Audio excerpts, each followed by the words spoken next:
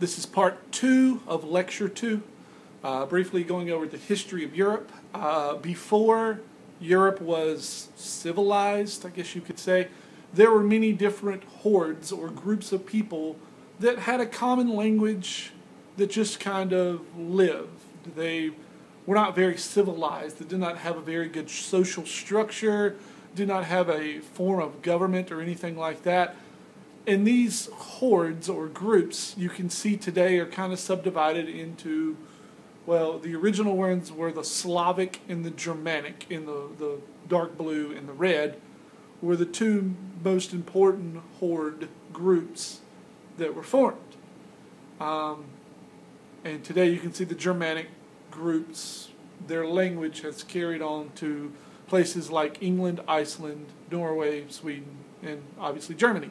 While the Slavic ones started in probably Poland or the Ukraine and then moved further south to the former Yugoslavia or to the east into Russia. The Hellenistic Empire, also known as the Greek Empire, was the first major empire in Europe.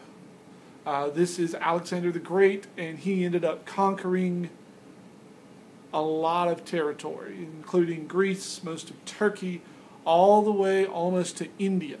As far as Pakistan, he covered that area.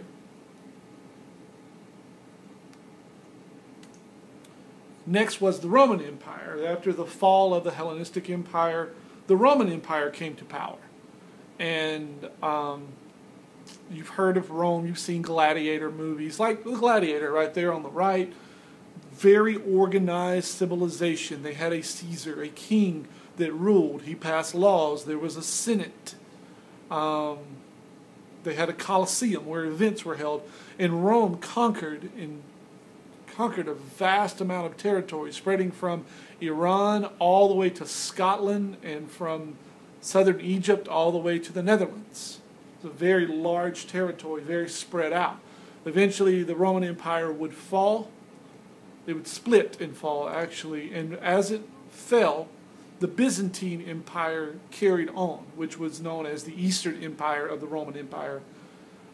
It would carry on and be centered in Constantinople, today known as Istanbul. And the Byzantine Empire would continue on even though the Roman Empire had collapsed in Rome. From here we have most of Europe falls into the Dark Ages. And in the Dark Ages, there are some small empires, some small kingdoms that do develop. The Muslims end up moving into southern Spain, all the way up to France, where they fight a war in the city of Tours. The Holy Roman Empire develops in what is today known as Germany and Italy, which was still kind of loosely based on the Roman Empire, except the Pope was the leader of that region. The Byzantine Empire, you can see here, is still present. The Russians start developing into a larger society. England and France are countries at this time ruled by kings. This is during the time of King Arthur with the Knights of the Round Table. Scotland is a kingdom. Ireland is a kingdom. These countries that are kingdoms ruled by a king, or these different little groups with things like castles. This is where castles really come into their own during the Dark Ages. But learning is not on the forefront here. That's why it's called the Dark Ages. In the late 1400s, maybe even into the 1300s, a revitalization, a rebirth of the arts occurs, particularly in northern Italy, what is today northern Italy. And so we have this renaissance, this rebirth of art, of music, of writing that occurs, and all these great painters, writers, and inventors start expounding on thought. And a lot of this thought originally was from the Roman Empire, that when the Roman Empire fell, the thought was lost or believed to be lost, the learning was.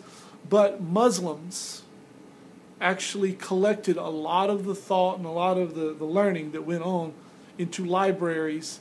And later on, when this occurred, when the Renaissance occurred, a lot of this learning was discovered being held by Muslims in libraries there.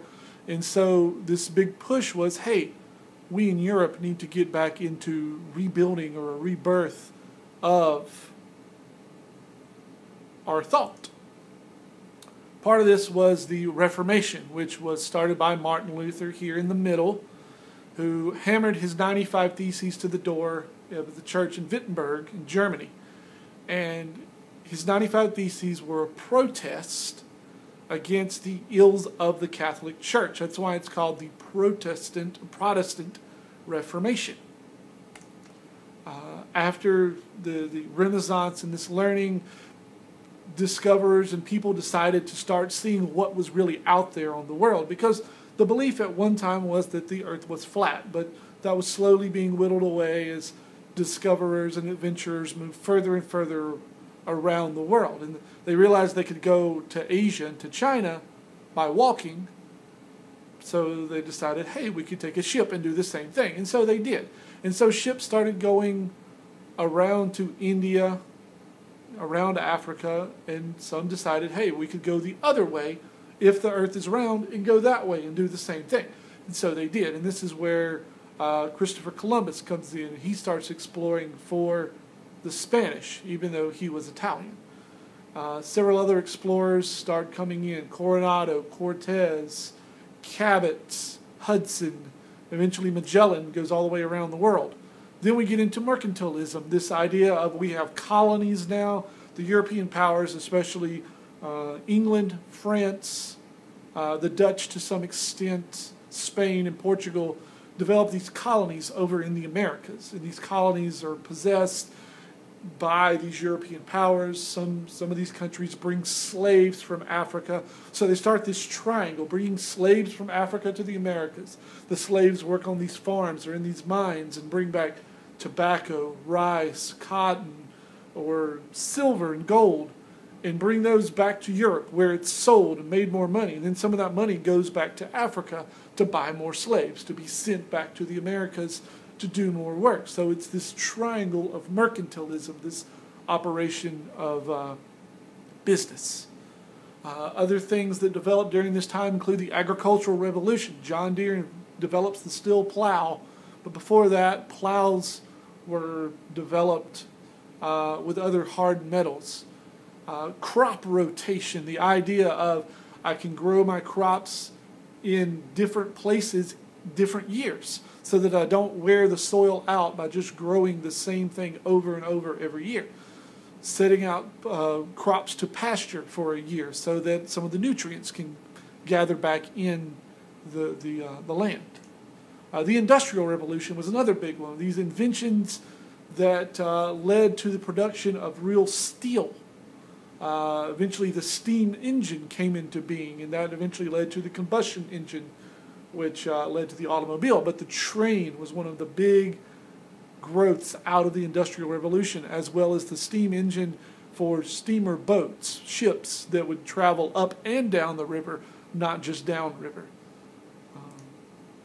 Also political revolutions, such as it started with the American Revolution, the ideas of democracy, having the people select who is their leader, overthrowing British rule.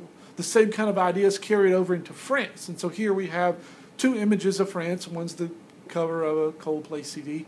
The other one is a drawing from the French Revolution, where the French decided to overthrow their king and develop a form of democracy.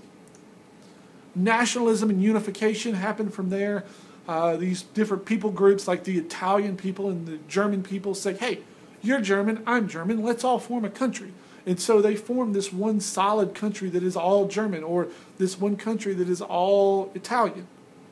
And so this unification, or this combining of different people groups in these countries, form Italy and Germany. We think of Italy and Germany as being old countries, but Italy and Germany only formed in the 1860s and 1870s. So they're really not very old compared to, say, the U.S. Then we have World War I. World War I started with a bunch of different countries gathering together, putting together their resources to form alliances. And these alliances ended up spelling doom for Europe, because this country had that country's back, And if this country was attacked, then that country would retaliate. And so that became an issue, and eventually it led to the Great War, World War I, which eventually was ended in 1919.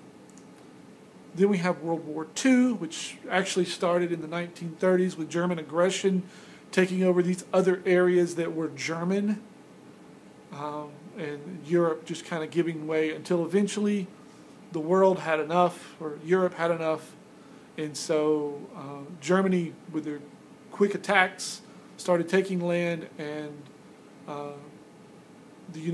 France quickly fell, but the United Kingdom fought against Germany to try to prevent an expansion even further, and finally, that was in 1939, really. 1944, the U.S. decided here, this is D-Day, this is the day when the American troops actually invaded France. They'd already been active in other places, but they finally invade France to try to push the Germans back. After 1945, we have two supreme victors. We have the United States and the United Kingdom on one side, and the Soviet Union on the other side. To help rebuild Europe after this great war, Europe was divided into these two pieces. We have friendly to the Allies, the United States, the United Kingdom, France, and those friendly to the Soviet Union, called the Warsaw Bloc, which we'll get to later. By the 1960s, we have this decolonization. These European powers are giving up their colonies. Places like India are given up, and all of these different countries in Africa are given up in the 50s and 60s. For the most part, this is France, England, giving up their claims to these countries. Finally, the end of the Cold War, in the early 1990s, the tearing down of the Berlin Wall is one of the most significant symbols of the end of the Cold War, and the rise of the European Union, which is where we are today, as the European Union is this economic power that's also become a political power in present day.